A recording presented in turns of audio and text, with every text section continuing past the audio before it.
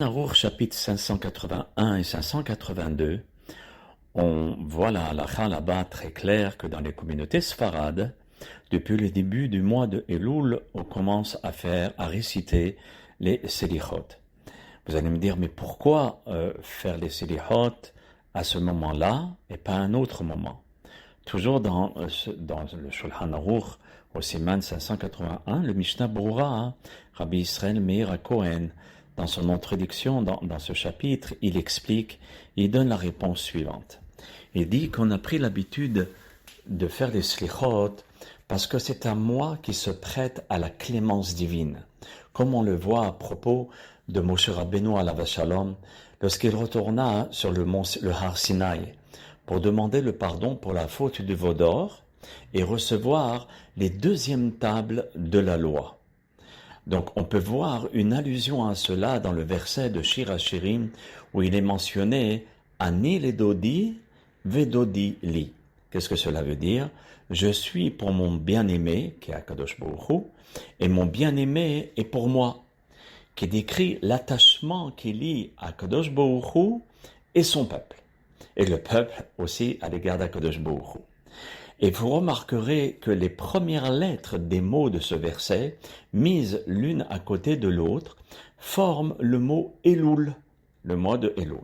Et la valeur numérique des dernières lettres de ce mot est de 40, ce qui correspond au nombre de jours qui séparent le début du mois de Elul jusqu'à Yom Kippour. C'est pour cela qu'on a l'habitude de réciter les selichot, surtout les sfaradim, à ce moment-là.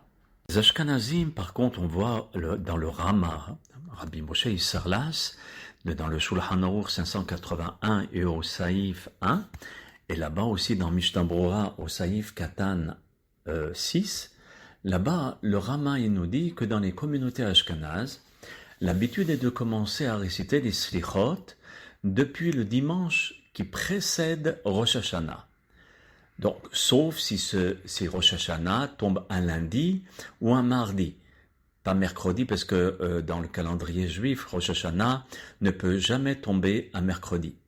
Donc, dans ces derniers cas, ça veut dire s'il tombe lundi ou mardi, on commence à les réciter depuis 2 dimanches avant Rosh Hashanah.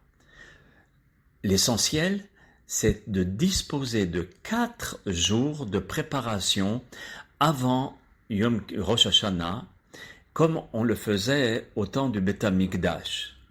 Dans le Beth Amikdash, avant d'amener un korban, ça veut dire une offrande, alors on ne prenait pas l'animal et tout de suite on l'offrait. Non, on utilisait, c'est-à-dire on avait besoin de 4 jours pour contrôler l'animal, si on était sûr qu'il ne comporte pas de défaut et qu'il est convenable à être un korban.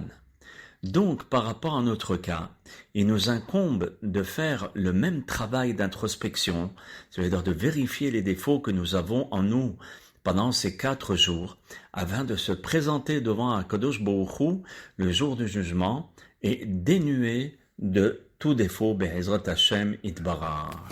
Amen.